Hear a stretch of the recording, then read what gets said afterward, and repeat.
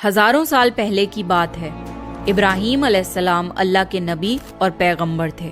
ایک دن جب ابراہیم علیہ السلام سو رہے تھے تو انہوں نے ایک خواب دیکھا جس میں اللہ نے ابراہیم علیہ السلام سے فرمایا کہ ابراہیم، آپ کے نزدیک جو سب سے پیاری اور محبوب چیز ہو آپ اسے اللہ کی راہ میں قربان کر دیجئے۔ اب یہاں آپ کو بتا دوں کہ اللہ اپنے بندوں کا اور خاص طور سے نبیوں کا امتحان لیتا ہے، یہ دیکھنے کے لیے کہ انسان اللہ سے زیادہ محبت کرتا ہے یا اللہ کے دیے ہوئے تحفوں سے زیادہ محبت کرتا ہے۔ نبی اور پیغمبر کے خواب سچے ہوتے تھے، وہ جو بھی خواب میں دیکھتے تھے وہ اللہ کا حکم ہوتا تھا۔ تو یہ خواب دیکھنے کے بعد ابراہیم علیہ السلام نے اپنے اونٹوں کے جتھے میں سے 100 اونٹ قربان کر دیے۔ آج کے زمانے میں یہ 100 قیمتی گاڑیاں سیکریفائس کرنے کے برابر ہے۔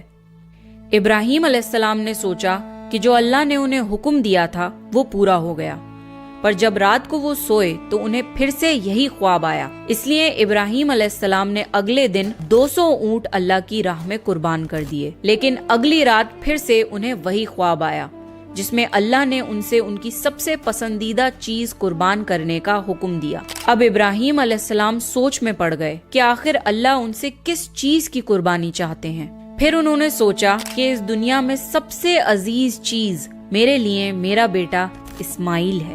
آپ کو بتا دوں کہ ابراہیم علیہ السلام کو پوری زندگی دعائیں مانگنے کے بعد 80 سال کی عمر میں اولاد ہوئی تھی، اور وہ تھے ان کے بیٹے اسماعیل جو انہیں بہت زیادہ عزیز اور محبوب تھے۔ اب ابراہیم علیہ السلام سمجھ چکے تھے کہ دراصل اللہ تعالیٰ نے ان سے ان کے بیٹے کی قربانی مانگی ہے۔ اللہ یہ دیکھنا چاہتا ہے کہ ابراہیم علیہ السلام اپنے بیٹے سے زیادہ محبت کرتے ہیں یا اللہ سے۔ ابراہیم علیہ السلام کے لیے یہ بہت بڑا امتحان تھا۔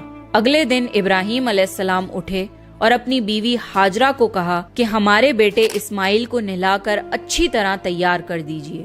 ابراہیم علیہ السلام کی بیوی ہاجرہ نے اپنے بیٹے کو بہت اچھے سے نہلا کر خوشبو لگا کر تیار کر دیا، اور ابراہیم علیہ السلام اپنے بیٹے کو لے کر ایک پہاڑ کی طرف روانہ ہو گئے۔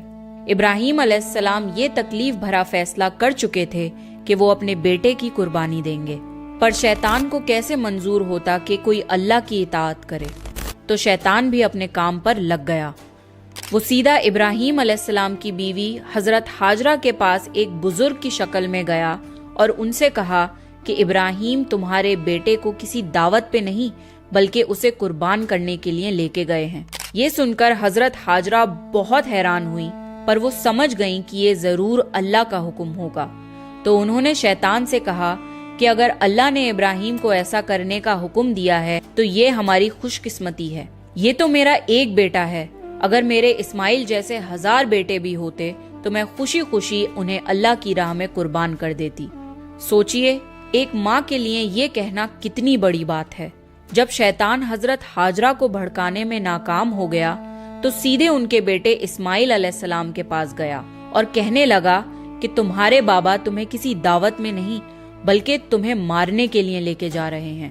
جواب میں اسماعیل علیہ السلام نے کہا کہ اگر یہ اللہ کا حکم ہے تو میرے لیے اس سے بڑی کیا خوش نصیبی کی بات ہے کہ میں اللہ کی راہ میں قربان ہو جاؤں۔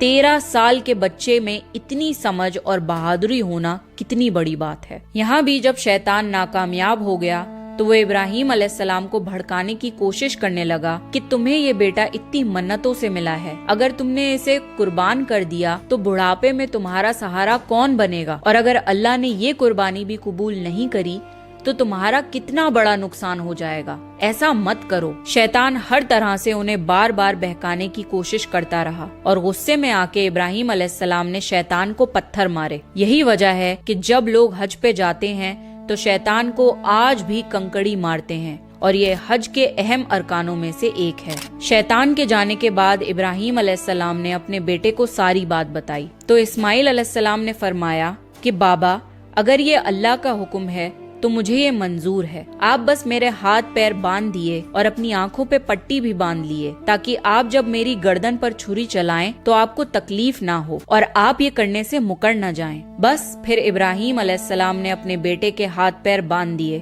اور اپنی آنکھوں پر پٹی بھی باندھ لی، اور جب انہوں نے اسماعیل علیہ السلام کی گردن پر چھری چلائی तो एक जानवर की आवाज सुनकर वो हैरान हो गए। उन्होंने जब आंखों से पट्टी खोली तो एक दुम्बा जुबा हुआ था और इस्माइल अलैहिस्सलाम उनके पास खड़े मुस्कुरा रहे थे। तब आसमान से अल्लाह ने इब्राहीम अलैहिस्सलाम से फरमाया, इब्राहीम, आप इस इम्तिहान में कामयाब हो गए। हमने आपकी ये कुर्बानी कबूल की। आपका ये इम्तिहान कयामत तक याद रखा जाएगा और आपकी इस सुन्नत को ईमान वाले लोग हर साल याद रखेंगे और हर साल अल्लाह की राह में कुर्बानी पेश करेंगे। इब्राहीम अलैहिस्सलाम की इस सुन्नत को अल्लाह ने आने वाली नस्लों के लिए इबरत बनाया और इसीलिए मुसलमान हर साल हज के मौके पर कुर्बानी करते हैं। बकरीद पर जो भी हलाल जानवर कुर्बान होते हैं उनके गोश्त को 3 हिस्सों में बांटा जाता है। पहला हिस्सा गरीबों और मिस्कीनों में बांटा जाता है, दूसरा हिस्सा रिश्तेदारों में दिया जाता है और तीसरा हिस्सा खुद अपने घर में रखा जाता है। आपको ये पता होना चाहिए कि बकरीद के मौके का गरीब लोग साल भर इंतजार करते हैं, क्योंकि यही साल का इकलौता मौका होता है जब उन्हें गोश्त खाना नसीब होता है। बकरीद का ये फेस्टिवल दुनिया भर में भुखमरी मिटाने का एक जरिया है and it's a part of Islamic faith to serve humanity and